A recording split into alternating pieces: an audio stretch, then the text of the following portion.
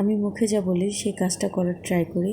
তো জানি না কতটুকু করতে পারি, বাট ট্রাই করি। তোমাদেরকে বলেছিলাম আমি তোমাদেরকে একটা ধারাবাহিক উপহার দেব, তার জন্য ধারাবাহিকটা রেডি করতে আমার সময় লাগে, বাট করে ফেলেছি টুকটুক করে। এই দেখো বিয়েবাড়ি থেকে আসার পরের ইতিহাসটা।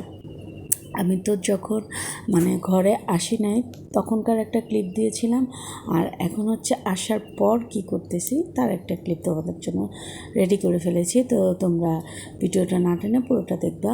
হ্যালো ভিউয়ার্স, আসসালামু আলাইকুম। তোমরা সবাই কেমন আছো?